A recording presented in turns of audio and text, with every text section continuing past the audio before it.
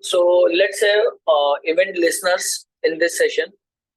So we had completed few things from previous two sessions. The first one was how to fetch data from categories. If you see the categories which we had completed through this particular collection, okay, it's a simple collection, and we had implemented all categories through for offload. And similarly, we have created number of brands. We have implemented this spread operator, and we have converted our number of brands from collection to set. And here we have tested that for off loop is preferable over for in loop.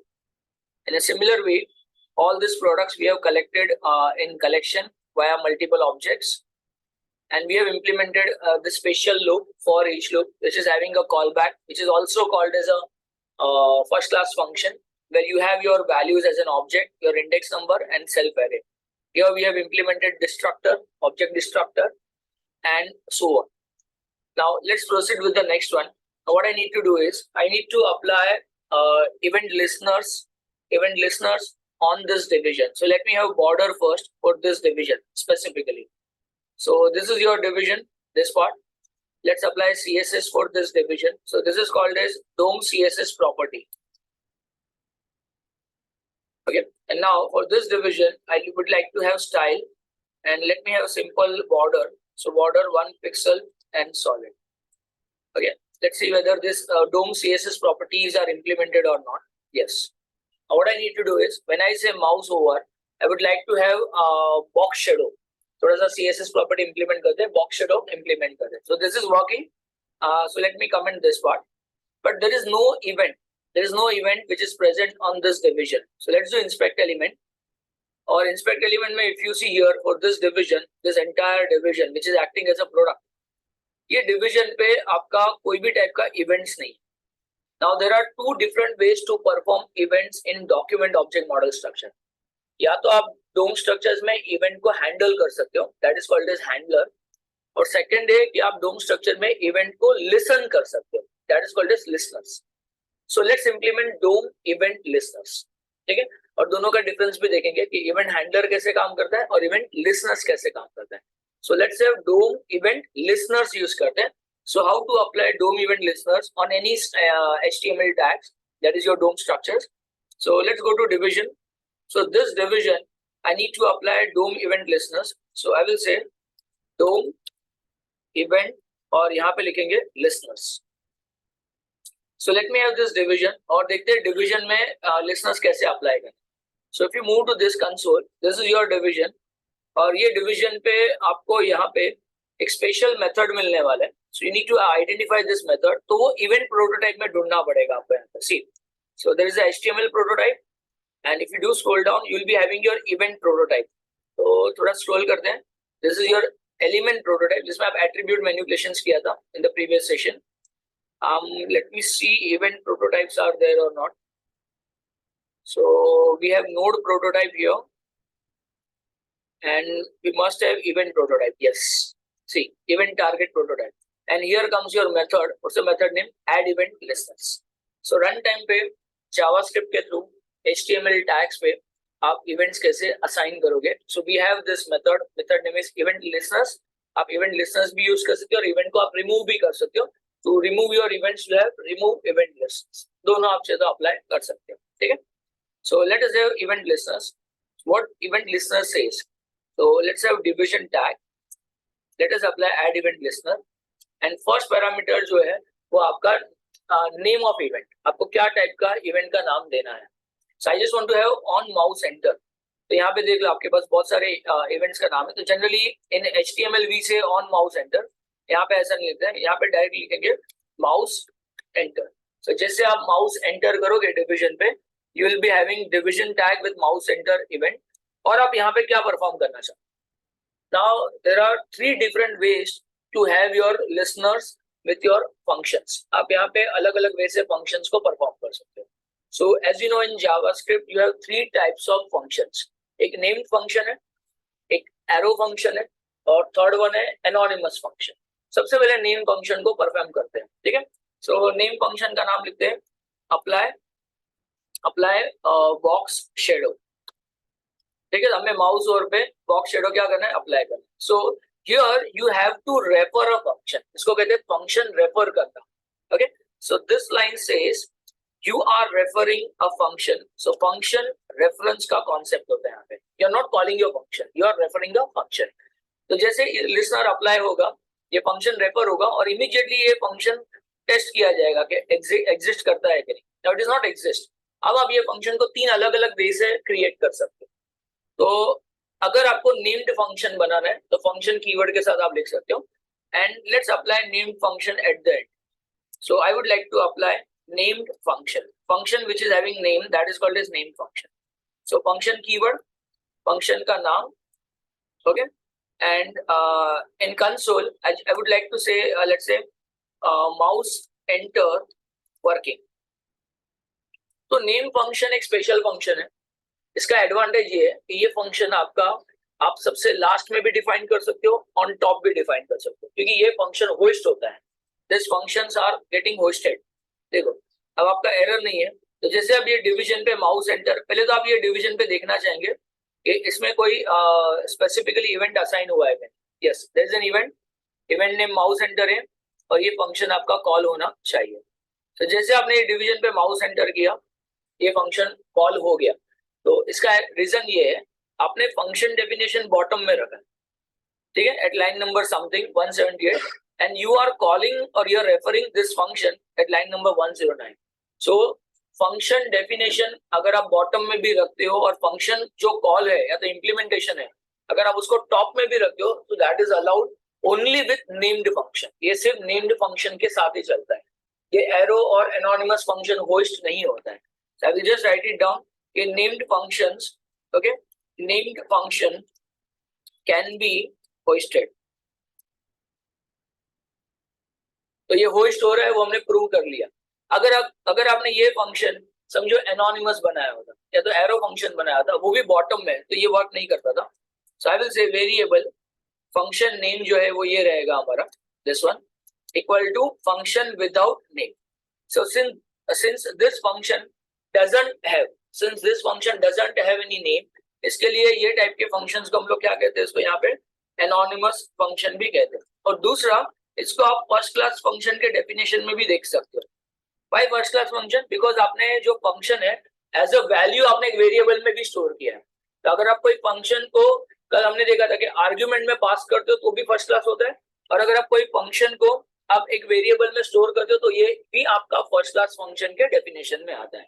अब देखते हैं ये वाला part चलता है कि नहीं. सो I just want to से कंसोल में वर्किंग. अभी देखो नेम फंक्शन तो कॉल हुआ था, it was working. Why? Because वो होस्टिंग होता है. क्या ये एनोनिमस फंक्शन होस्टिंग होता है क्या? Let's see. तो इंस्पेक्ट एलिमेंट, ठीक है, इंस्पेक्ट एलिमेंट में लेट्स सी, यहाँ पे ड्यू पे ये देखो, is there any event which is not happening, ठीक है. सो कंसोल में if I say mouse enter, is there anything happening? No. तो प्लीज रिमेंबर कि आपका जो एरो फंक्शन है, एनोनिमस फंक्शन है, वो होस्ट नहीं होता है, ठीक है. चलो थर्ड वाला ट्राई करते हैं, एरो फंक्शन.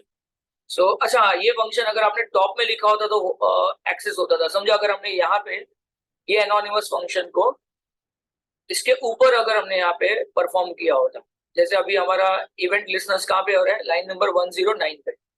तो बिफोर फॉर ईच लूप यहाँ पे समवेयर एल्स, ओके. तो प्रोडक्ट के ऊपर यहाँ पे अगर हमने ये लिखा होता तो इसका रिजल्ट क्या आता, let's see. So inspect element करते हैं यहाँ पे, ये देखो ये डिवीजन पे इवेंट आ गया, राइट. मतलब अभी आप डिवीजन पे माउस एंटर करोगे तो ये वर्क होगा. तो ये डिफरेंस है अगर आपका नेम्ड फंक्शन और एरो फंक्शंस के बीच में. एनोनिमस फंक्शन में डिफरेंस आइडेंटिफाई करना है. सो एनोनिमस फंक्शन जो है वो होस्ट नहीं होता है. तो अगर आप एनोनिमस फंक्शन यूज करना चाहते हो तो पहले आप उसको डिफाइन करो और बाद में लेटर ऑन वो लाइन के बाद आप उसको क्या कर सकते हो, यूज कर सकते हो. वो होस्ट नहीं होता है.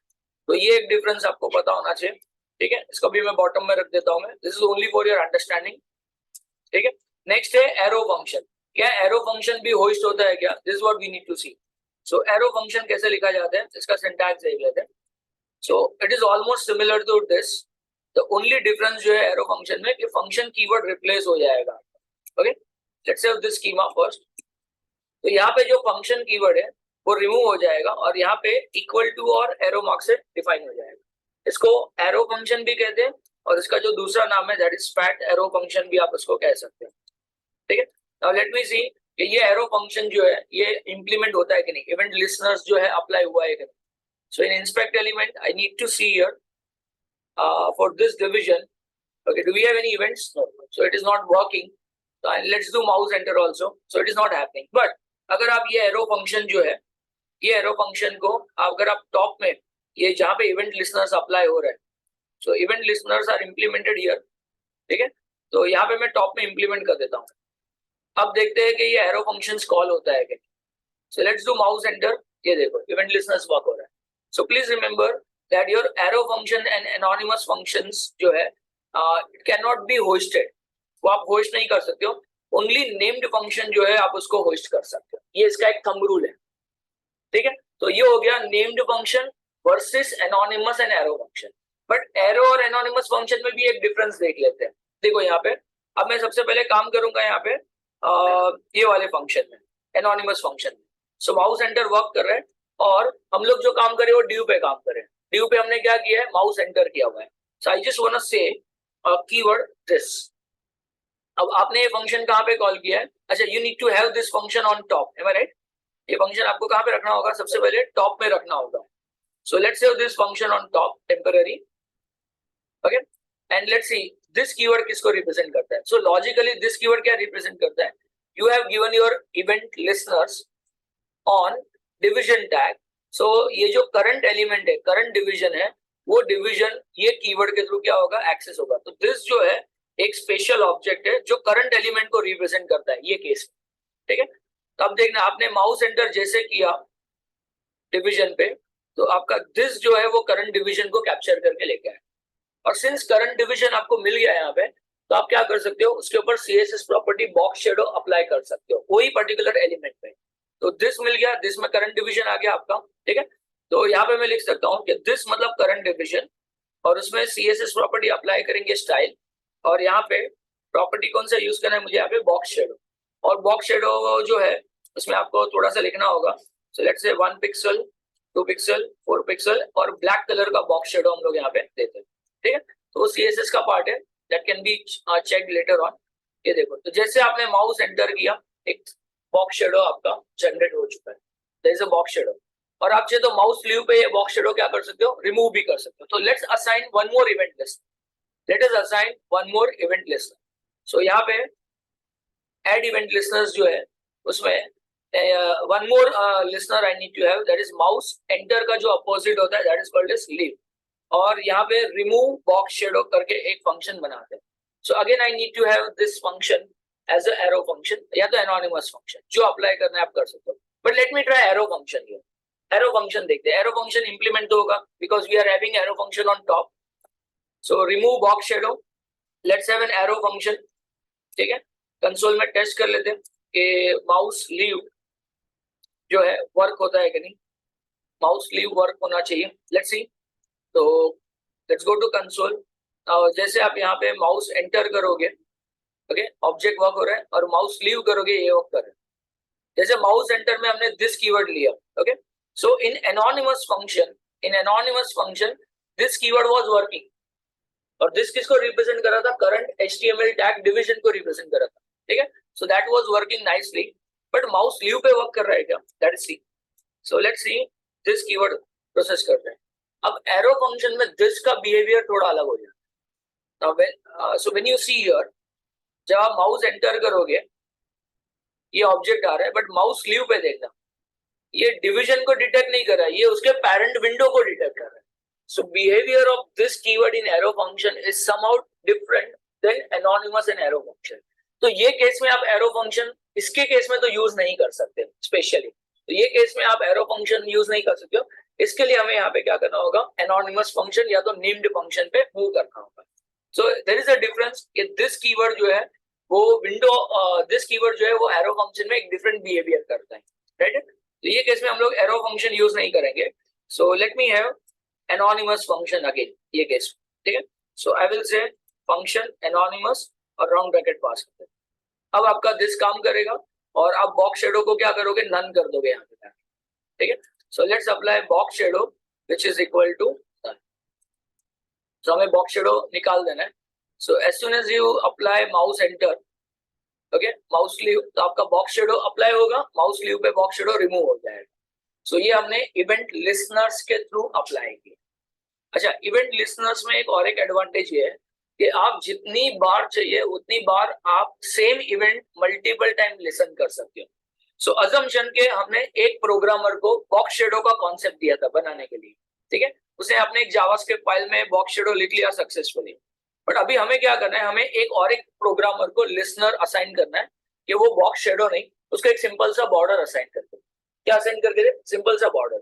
सो एडवांटेज ये होता है लिसनर्स में, डोम इवेंट लिसनर्स में, that you can apply same event multiple time through event listeners.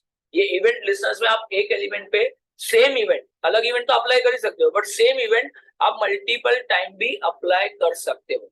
तो देखो और एक अप्लाई करते हैं यहाँ पे, डिविजन टैग, एड इवेंट, और माउस एंटर पे मुझे यहाँ पे इवेंट सेम है लेकिन मुझे अप्लाई करना है सिंपल सा बॉर्डर. ठीक है. तो ये अपॉर्चुनिटी ओनली इवेंट लिसनर्स में होता है, इवेंट हैंडलर्स में नहीं होता है. इवेंट हैंडलर्स भी देखेंगे तो आपको ज्यादा समझेगा. ठीक है. So this is your event listeners. मैं लिख देता हूँ यहाँ पे, this is DOM event listener. तो अभी हमारा जो लिसनर है सेम इवेंट लिसनर है. अब मुझे क्या करना है, बॉर्डर अप्लाई करना है. So I may use arrow function anonymous, but उसको टॉप में लिखना होगा क्योंकि वो होस्ट नहीं होता है. और I may use a normal function also, that is called as named function. So named function यहाँ पे अप्लाई कर देते हैं. फंक्शन कीवर्ड अप्लाई बॉर्डर, और उसमें भी आपको दिस कीवर्ड क्या होगा, कैप्चर हो जाएगा. ठीक है. So you can see later on this keyword आता है कि नहीं. So this that is your current division, CSS property that is style, और बॉर्डर अप्लाई करेंगे. और बॉर्डर का नाम क्या है हमारा, सिंपल सा 1 pixel solid and red colour का बॉर्डर अप्लाई करते हैं. Let's see the behaviour. क्या ये अप्लाई हो रहा है आपका? यस, बॉर्डर रेड अप्लाई हो गया. और माउस स्लीव पे आपको बॉर्डर बाद में निकालना भी होगा, so that you can have same event one more time. तो माउस इवेंट पे, माउस स्लीव पे हमें और एक अप्लाई करना है. सो लेट्स से mouse sleeve one more time, okay, and I will से रिमूव बॉर्डर. ठीक है. तो एक मेथड बना लेते हैं, फंक्शन बना लेते हैं, remove border, and then you may proceed with your maybe anonymous और एरो फंक्शन. तो यहाँ पे मैं नेम्ड फंक्शन पे ही फोकस करता हूँ. So function remove border, and I just want to say कि करंट जो डिवीजन है दिस, उसके स्टाइल में जाएंगे और उसका जो बॉर्डर है वो बॉर्डर जाके 0 या तो नन दोनों कर सकते हैं. ठीक है. तो जैसे आपने माउस एंटर किया, बॉर्डर अप्लाई हुआ और 2 इवेंट फायर होता है. देखो इंस्पेक्ट एलिमेंट करोगे ना यहाँ पे specifically. So for this division you have 2 event listeners same नाम के, and you have same event listener mouse sleeve multiple time. So this is applicable only for event listeners. Event handlers में ये apply नहीं हो. ठीक है. So that was the story about event listeners. That was the story about what are the differences between arrow, anonymous and named function. So named function can be hosted, जो हमने test कर लिया यहाँ पे कि नेम फंक्शन आप सबसे last में भी डिफाइन करोगे तो चलेगा. Arrow function and anonymous function आपको होस्ट नहीं होता, तो उसको आपको यूज करने से पहले आपको उसको क्या करना होगा, यहाँ पे टॉप में डिफाइन करना होगा. और उसमें भी एरो और एनोनिमस में एक डिफरेंस क्लियर हो गया कि जो एनोनिमस फंक्शन है इसमें दिस कीवर्ड आप कैप्चर कर सकते हो, करंट एलिमेंट कैप्चर होगा, बट एरो फंक्शन में आपको दिस कीवर्ड नहीं मिलेगा. तो एटलीस्ट ये केस में तो हमें एरो फंक्शन चाहिए, तो यहाँ पे फिलहाल के लिए अवॉइड कर सकते हैं. सो दैट वाज द स्कीमा कि इवेंट लिसनर्स क्या होता है, जो टॉपिक हमने यहाँ पे अभी क्या किया, कवर अप कर लिया है. सो डोम में event listeners are most important. तो देख लेते हैं इवेंट लिसनर्स जो हमने यहाँ पे लिखा नहीं है. सो आई विल से डोम इवेंट लिसनर. ठीक है. ये हमारा टॉपिक डन हो गया. अब हम लोग और एक टॉपिक करेंगे, that is DOM event handler. Handler और लिसनर में एक डिफरेंस है, वो देख लेते हैं. ठीक है. लिसनर्स में you may apply n number of events, but you may apply same event multiple time. That is not possible with handlers. अब बटन पे add to cart वाला बटन पे काम करेंगे यहाँ पे. तो जब आप इसके ऊपर क्लिक करोगे, बटन पे क्या करना है, मुझे यहाँ पे क्लिक करना है. जब बटन पे क्लिक करेंगे तो हम लोग इवेंट हैंडलर के थ्रू अप्लाई करेंगे. सो पहले देखते हैं बटन कहाँ पे हमारा, ये केस में. सो बटन जो है हमारा प्रोडक्ट सिनेरियो में होगा. Okay, so this is your button tag. ये रहा। क्या बटन पे कोई इवेंट है क्या? Let me go to inspect element tool. Okay, कोई बटन पे इवेंट है? There is no event.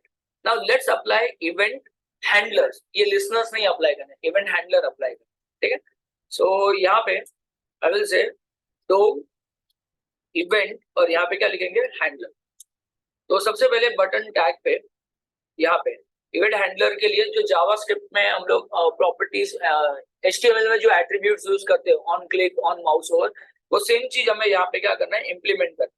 तो आपको प्रॉपर्टीज पहले देखना होगा, कौन सा प्रॉपर्टीज आपको कंसोल में मिलेगा। Same, so there is a button tag.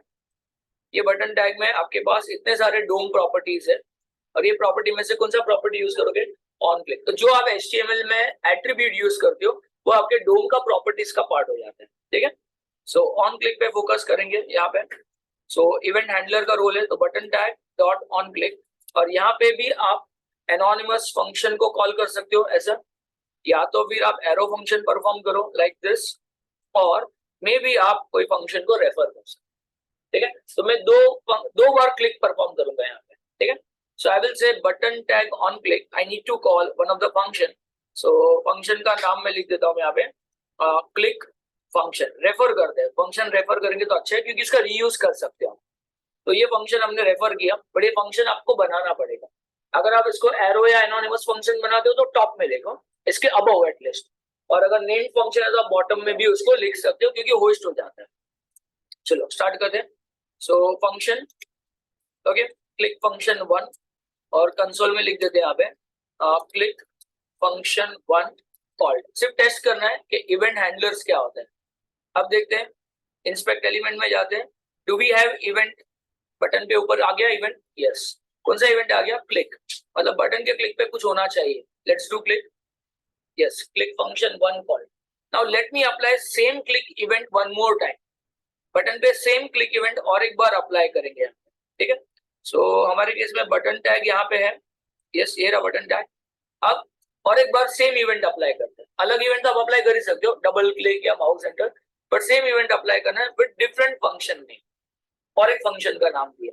ठीक है, अब चेक करते हैं यहाँ पे कि ये केस में क्या होता है, ये केस में क्या अप्लाई होगा।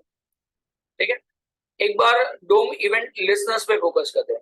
तो जो आप यहाँ पे देखोगे ड्यू पे same event multiple time apply हुआ था क्योंकि इवेंट लिसनर्स ये अलाउ करता है। बट अगर आप ये सेम केस बटन पे चेक करोगे तो इवेंट हैंडलर पे आपके पास यहाँ पे एक ही क्लिक अवेलेबल है, दोनों नहीं आया आपको। और कौन सा वाला है? वो भी जो सेकंड वाला इवेंट हैंडलर है वो अप्लाई होगा, लास्ट वाला जो इवेंट हैंडलर है वो अप्लाई होता है। मतलब अगर आप बटन पे क्लिक करोगे यहाँ पे तो बटन के क्लिक पे जो सेकंड वाला फंक्शन है वो यहाँ पे क्या होगा? कॉल होगा। तो इसको चेंज करके देख लेते हैं। So let's do click again. ठीक है, और क्लिक करके देखते हैं second. So this is what the difference says event handler and event listeners. So I just want to write down in this case what is the difference. एक difference हमें समझ में आ गया कि event handler can handle same event only once, and that is your last defined event.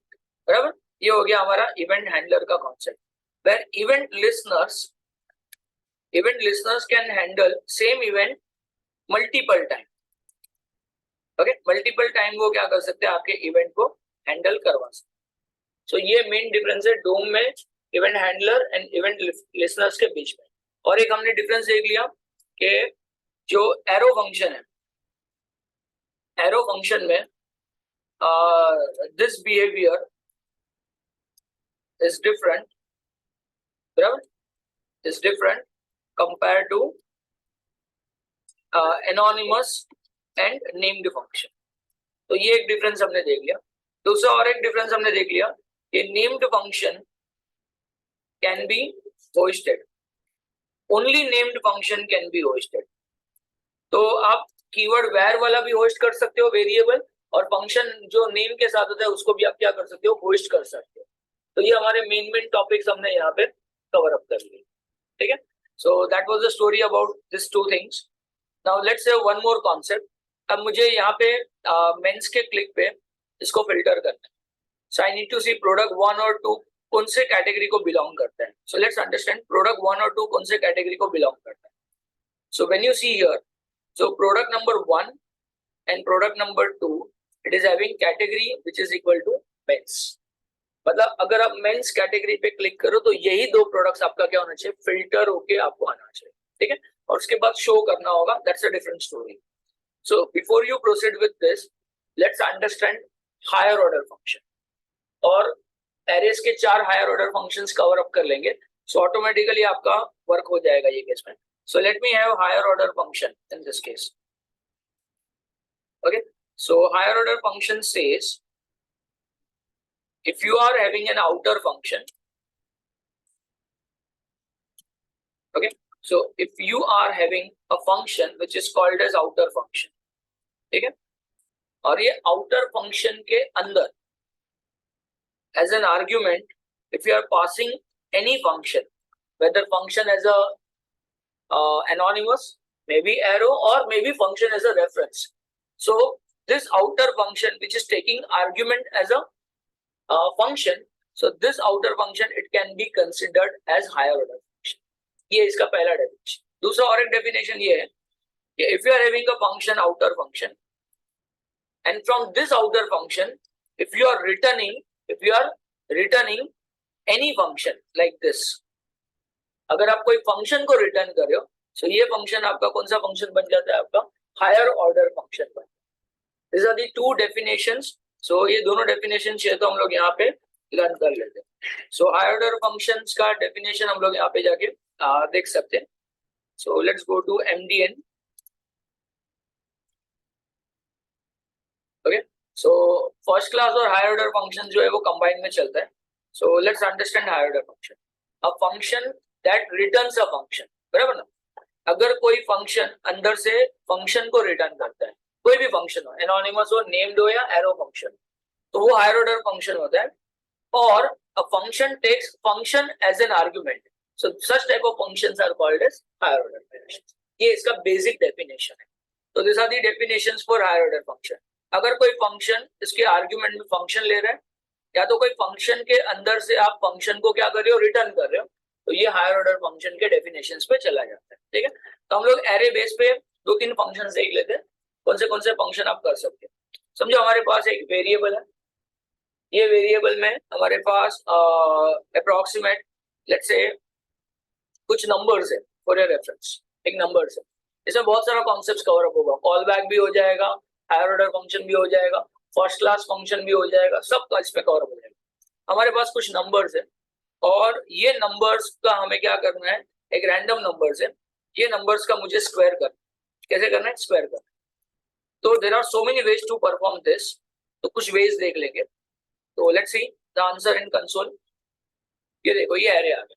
अब मुझे ये सभी वैल्यूज का स्क्वायर प्रोसेस करना. तो आप for of loop, for in loop, for each loop, ये सब तो यूज कर ही सकते हैं.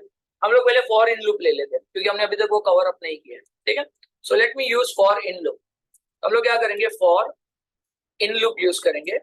इन लूप में जो राइट हैंड साइड में आप पास करोगे that is your collection arrays, और लेफ्ट हैंड साइड में आपको जो यहाँ पे वेरिएबल मिलेगा वो आपको इंडेक्स निकाल के देंगे. You may see the index first कि इंडेक्स क्या आ रहे हैं. ये देखो ये आपको यहाँ पे इंडेक्स जनरेट करके मिल जाएगा. राइट है, बट मुझे इंडेक्स नंबर नहीं चाहिए, मुझे क्या चाहिए, उसका वैल्यूज चाहिए. सो आई विल से मुझे आई नहीं चाहिए, मुझे नंबर्स ऑफ आई चाहिए. Numbers of index number 0, 1, 2 and 3. अब ये सबका स्क्वायर भी करना है. सबका क्या करना है, स्क्वायर करना है. मतलब वो नंबर को वो दूसरे नंबर से क्या करना है, मल्टीप्लाई करना है.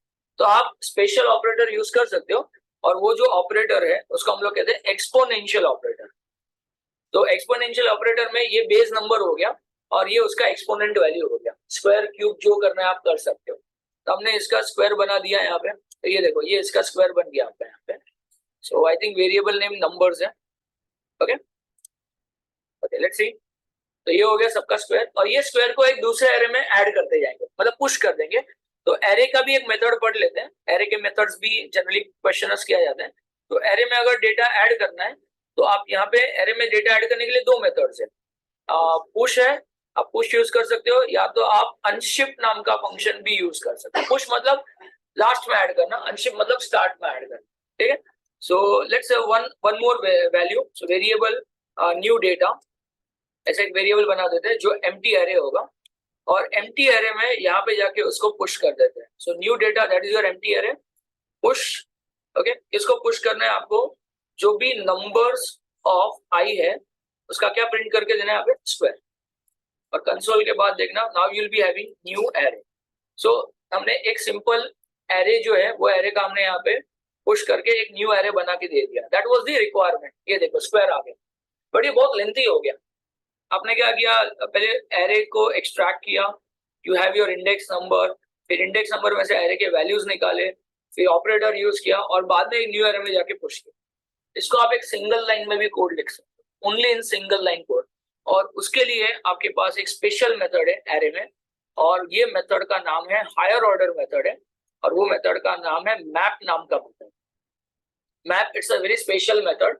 ये मेथड कब यूज करना चाहिए, इसका बेसिक डेफिनेशन ये है कि अगर आपके पास एरे में कोई वैल्यूज है, ये सभी वैल्यूज को आपको ट्रांसफॉर्म करना है. ट्रांसफॉर्म का मतलब होता है नए कोई वैल्यूज में जनरेट करके देना है. तो अगर एरे में 4 वैल्यूज है और आपको आउटपुट भी 4 चाहिए एज एन आंसर, तो अगर एरे में इनपुट 4 है और आउटपुट भी अगर आपको 4 चाहिए बट न्यू वैल्यूज के साथ, कुछ न्यू स्कीमा के साथ, तब आप उसको क्या करोगे, मैप के थ्रू परफॉर्म करोगे. तो ये मैप के थ्रू कैसे लिखा जाता है, सी. तो ये सब आप चाहे तो यहाँ पे कमेंट कर देता हूँ मैं. अब देखो मैप के थ्रू कैसा लिखेंगे. सो नंबर्स, ये हमारा एरे हो गया. हम लोग यहाँ पे मेथड कौन सा यूज करेंगे, मैप. ये एरे का स्पेशल मेथड है जिसको हायर ऑर्डर फंक्शन इसके लिए कहते हैं क्योंकि इसके अंदर आप क्या पास करोगे, आर्ग्यूमेंट एज अ फंक्शन पास करोगे. तो ये आपका हायर ऑर्डर फंक्शन हो गया. आपने जो अंदर पास किया है एनोनिमस एरो फंक्शन पास किया है, which is acting as a first class function, और फंक्शन के अंदर पास किया, इसके लिए इसको कॉल बैक भी कह सकते हो. तो तीनों डेफिनेशन यहाँ पे सेट हो गए. और इसके अंदर आपको क्या करना है, ये जो वैल्यू मिलेगा, ये वैल्यू को मुझे क्या करना है, स्क्वायर करना है. तो मैं यहाँ पे एक वेरिएबल लेता हूँ मैं वैल करके. तो एरेज में से जो ये वैल्यूज है 3589, वो ये पैरामीटर में सेट होगा, और मुझे क्या करना है, इसका स्क्वायर करना है. That's it. तो एरो फंक्शन में कर्ली ब्रैकेट लिखना कंपलसरी नहीं होता है. अगर आपके पास एक ही स्टेटमेंट है, अगर आपके कर्ली ब्रैकेट में एक ही स्टेटमेंट है, तो आपको कर्ली ब्रैकेट लिखना भी जरूरी नहीं है. ठीक है, तो आप ऐसा लिख सकते हो. और एरो फंक्शन में ये राउंड ब्रैकेट भी लिखना कंपलसरी नहीं है अगर आपके पास एक ही पैरामीटर है. अगर मल्टीपल पैरामीटर है जैसे वैल्यू और इंडेक्स, तो आपको राउंड ब्रैकेट लिखना है. तो आप उसको शॉर्ट में भी लिख सकते हो लाइक दिस. तो एकदम रिड्यूस कर दिया. तो बहुत ही पावरफुल एरो फंक्शन. तो कब यूज करना है, प्रीवियस केस में यूज नहीं किया क्योंकि उधर दिस अलाउड नहीं था, बट ये केस में यूज करना चाहिए क्योंकि इसमें ये कॉन्सेप्ट अवेलेबल है.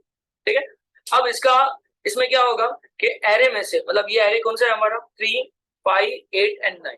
तो जो 3 है वो स्टोर होगा वैल्यू में, इसका स्क्वायर होगा, और स्क्वायर होने के बाद इसका आंसर आपको यहाँ पे मिल जाएगा. आई विल से answer 2.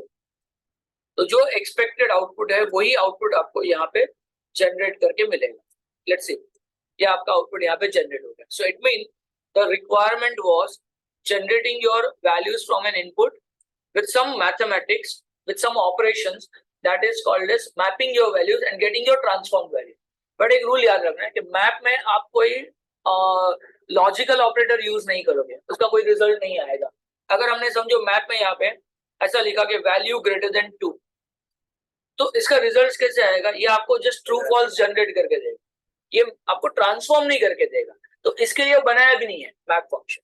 Map function only transform करने के लिए, वैल्यूज को न्यू वैल्यूज में कन्वर्ट करना है और उतना ही आउटपुट लेके आना है, तब आप उसका ये यूज करेंगे. लेकिन अब समझो हमारा रिक्वायरमेंट कुछ अलग है. हमारे पास ये जो नंबर है उसमें से मुझे वही नंबर चाहिए जिसका वैल्यू अबाउट 7 है, मतलब उसको मुझे फिल्टर करना है. तो एरे में फिल्टर करने के लिए भी बहुत अच्छा एक स्पेशल फंक्शन है, और वो फंक्शन का नाम फिल्टर है. ये भी आपका हायर ऑर्डर फंक्शन का पार्ट रह जाता है क्योंकि इसका इनपुट भी फंक्शन है, एरो फंक्शन. ठीक है, तो अभी रिक्वायरमेंट क्या, देखो रिक्वायरमेंट बहुत सिंपल है. ये एरे है, ये एरे में से मुझे वही वैल्यूज चाहिए विच इज ग्रेटर देन 7. ये स्पेशल कंडीशन है, और कंडीशन होगा तो फिल्टर यूज करना चाहिए. So let's say one more higher order function. Okay, one more higher order function आ गया आपका, और वो फंक्शन का नाम क्या है, फिल्टर. फिल्टर आप तब यूज करोगे whenever there is a condition. Map कब यूज करने का है, there is no condition but there is something which is based on operations. ठीक है, so I will say variable answer 3, same देख के लिखना है. नंबर्स डॉट क्या लिखेंगे, फिल्टर. तो पहले वैल्यूज एक वेरिएबल में कैप्चर करेंगे और यहाँ पे लिखेंगे अगर वैल्यू ग्रेटर देन क्या है 7 है, तो हमें फिल्टर्ड आंसर यहाँ पे जनरेट करके दे दो, ठीक है। और अब देखोगे now you have answer as 8 and 9, ये देखो ये आपका फिल्टर्ड वैल्यू है। सो मैप में जितना इनपुट है उतना ही आउटपुट आएगा, बट फिल्टर में जितने इनपुट है उससे कम या तो उतना आउटपुट आ सकता है। और यही हमें फिल्टर का लॉजिक यूज करना है हमारे प्रोजेक्ट्स में, कि अगर हम लोग मेंस पे क्लिक करें तो मेंस के रिलेटेड जो इन्फॉर्मेशन है वही फिल्टर करके आना चाहिए। तो एरे में अगर 6 रिकॉर्ड्स है, ये 6 रिकॉर्ड में से कितना रिकॉर्ड आना चाहिए, ओनली 2 रिकॉर्ड आना चाहिए। और ऐसे केसेस में आपको पहले पता होना चाहिए कि हायर ऑर्डर फंक्शन कैसे काम करता है। सो प्लीज रिमेंबर, आपका यहाँ पे एरे होगा, ये एरे में से अंदर के वैल्यूज यहाँ पे मिलेंगे, यहाँ पे आप क्या कंसीडर करोगे, आपका कंडीशन कंसीडर करोगे, और कंडीशन के बेस पे आपको फिल्टर्ड वैल्यू जो मिलेगा वो आप आगे प्रोसीड में लेके जा सकते। सो before you proceed with this project, I will recommend कि आप पहले एक बार हायर ऑर्डर फंक्शन जो है फिल्टर या तो मैप जो भी आपका नीड है वो आप पहले क्या करो, ओवरऑल देखो। Now let's have this filter concept in this example.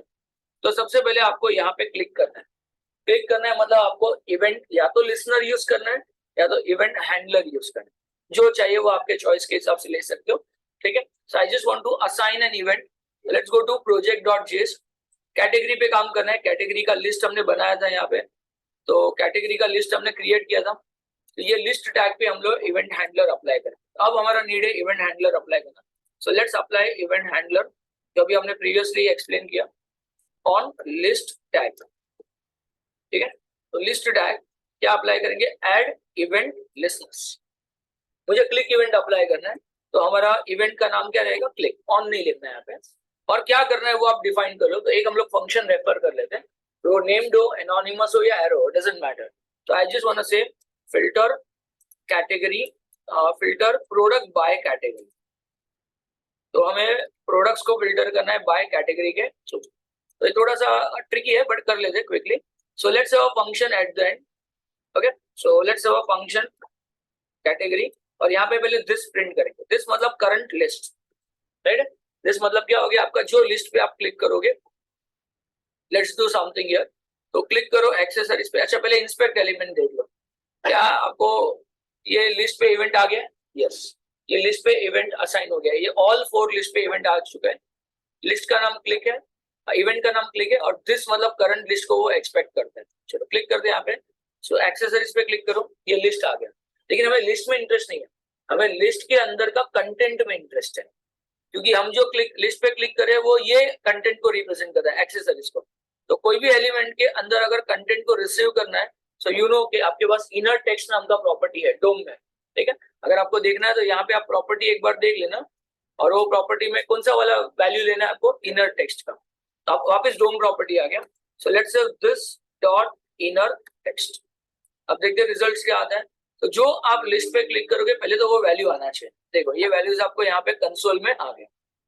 अब यही तो वैल्यू फिल्टर के लिए भेजेंगे, लेकिन इसके लिए पहले प्रोडक्ट्स चाहिए हमें, हमारे पास प्रोडक्ट्स है कि नहीं, हमारे पास प्रोडक्ट्स नाम का एरे होगा यहाँ पे टॉप में। सो लेट मी सी प्रोडक्ट्स नाम का एरे हमारे पास है कि नहीं, यस वी हैव प्रोडक्ट्स, ठीक है। और उसके अंदर आपको जो फिल्टर करना है वो कौन से की में फिल्टर करना है, कैटेगरी नाम के कीज में जाके फिल्टर करेंगे। पहले प्रोडक्ट्स को लेके आते हैं, सबसे पहले प्रोडक्ट्स लेके आते हैं, चलो ठीक है। तो जो फिल्टर करना है, जो पर्टिकुलर कैरेक्टर के थ्रू फिल्टर करना है वो ये है, तो इसको एक वेरिएबल में बनाते हैं कि variable list content okay that is equal to this dot inner text, ठीक है, ये कमेंट कर देते हैं। अब साथ में प्रोडक्ट्स भी तो दिखा देते हैं कि प्रोडक्ट्स क्या है हमारे पास। तो पहले तो हम लोग एक्सेसरीज पे क्लिक करेंगे, एक्सेसरीज पे क्लिक किया, ओके एक्सेसरीज को भी प्रिंट कर दोगे तो अच्छा है, ओके। तो जो आपका लिस्ट के ऊपर आप क्लिक कर रहे हो वो कंटेंट को आप क्या करो, प्रिंट भी कर देना, और उसको हम लोग यहाँ पे मैपिंग भी करेंगे, देखो यहाँ पे। तो पहले क्लिक करो एक्सेसरीज में, एक्सेसरीज आ गया, और ये एक्सेसरीज आपको ये एरे में फिल्टर करना, तो ये एरे को आप क्या करोगे, फिल्टर करने के लिए हायर ऑर्डर फंक्शन यूज करोगे, उसका नाम क्या है, फिल्टर इटसेल्फ, और हायर ऑर्डर फंक्शन को फिल्टर करेंगे। तो प्रोडक्ट्स, ठीक है, और प्रोडक्ट्स डॉट मेथड का नाम क्या यूज करेंगे, फिल्टर। अभी एरे के अंदर ऑब्जेक्ट्स है, वो ऑब्जेक्ट्स आपको कौन से वेरिएबल में मिलेगा, वैल्यू नाम के यहाँ पे वेरिएबल मिल जाएगा। So let us print value मिला के नहीं, फॉर योर रेफरेंस यहाँ पे वैल्यू क्या मिलता है वो चेक कर लेते, ठीक है। अब देखते हैं results. So when you click on accessories, तो ये एक्सेसरीज पे क्लिक किया आपने और देखो आपको अंदर के ऑब्जेक्ट्स मिल गए। लेकिन ये अंदर के ऑब्जेक्ट्स में से ये एक्सेसरीज आप कौन से की के साथ मैच करोगे? कैटेगरी नाम के की के साथ मैच करोगे, और अगर मैच हो गया तो वो उतना डेटा फिल्टर करके लेके आए। ठीक है, अब इसको थोड़ा और बेटर वे से लिखते हैं, ये कमेंट कर देते हैं। अभी देखते हैं ऐसा कि जितने भी प्रोडक्ट्स है ये सब प्रोडक्ट में जाके आप फिल्टर करोगे, पहले इंडिविजुअल ऑब्जेक्ट्स को एक वेरिएबल वैल्यू में कैप्चर करोगे, और ये ऑब्जेक्ट के अंदर हमारे पास एक की है, वो की का नाम क्या है?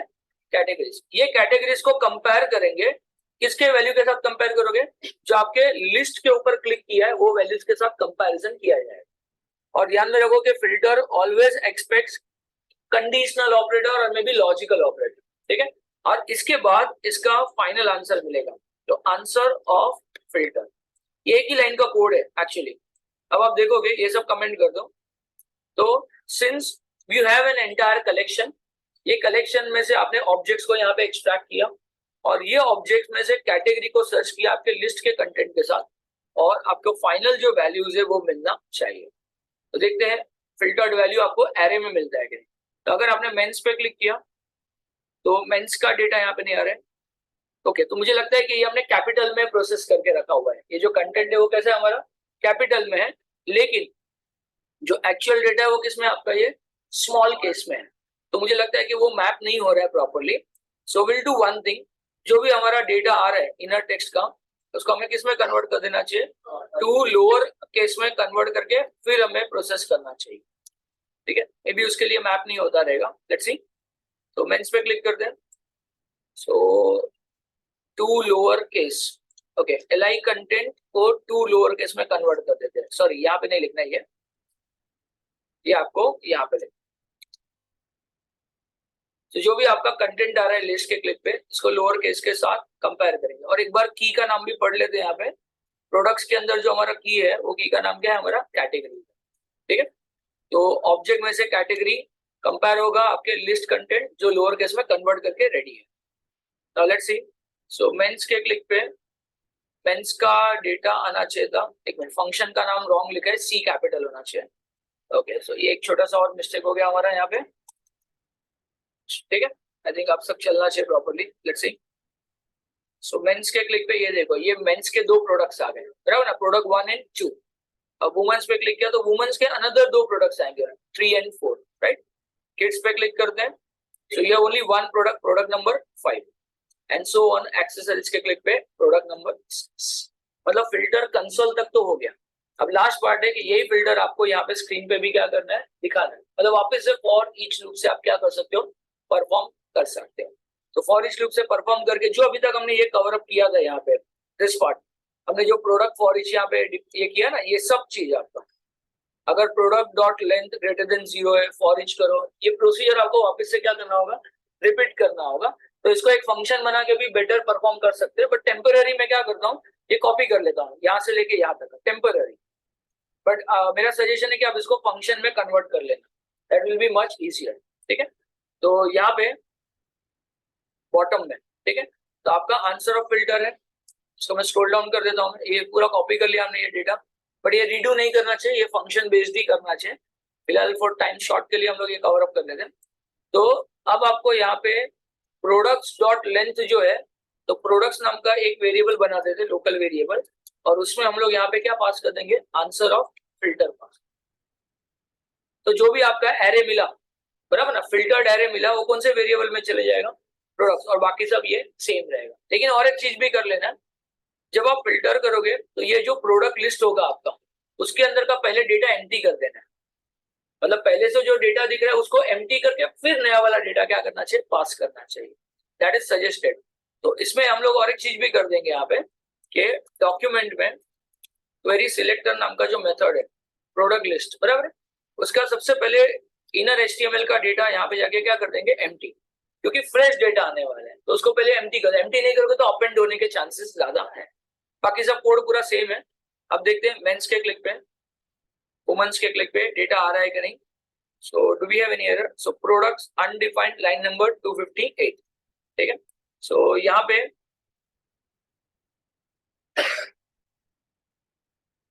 ओके, आई थिंक मैंने ये जो लाइन है प्रोडक्ट्स का, ये प्रोडक्ट्स हमने टॉप से लिया था यहाँ पे, बराबर है, ये प्रोडक्ट्स का वेरिएबल। ठीक है, एक काम करते हैं, will do one thing, instead of using this variable, ये निकाल देते हैं वेरिएबल। हम बेटर है कि आंसर ऑफ फिल्टर का ही क्या करते हैं, यहाँ पे लेंथ चेक करते हैं और यहाँ पे क्या पास करेंगे, फॉर ईच पास करेंगे। ठीक है, मतलब instead of having products variable, वो 2 बार हो गया, इसके लिए हम लोग इसका इम्प्लीमेंटेशन कर लेंगे। ठीक है, let's see this is valid. ये केस में मेंस, ये देखो 2 प्रोडक्ट आ गए मेंस के, यस, फिल्टर हो गया आपका।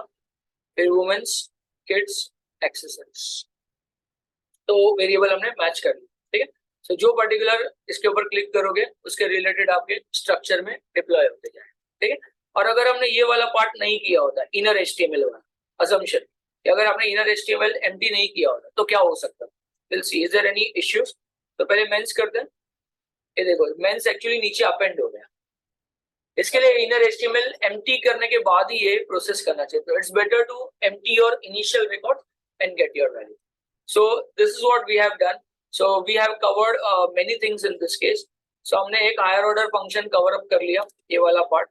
ठीक है, फिर आपके एरो फंक्शन, एनोनिमस फंक्शन और बाकी के जो फंक्शंस है उसका हमने डिफरेंस भी यहाँ पे देख लिया। इवेंट हैंडलर, इवेंट लिसनर्स भी हमने यहाँ पे कवर अप कर दिया है। ठीक है, so this are the small small important topics. This is I think also done, this part ये हमने पूरा कवर अप कर लिया। Okay, so let's have few more things in the next session. Next session में और कुछ नया topic क्या करेंगे, कवर अप करेंगे। ठीक है।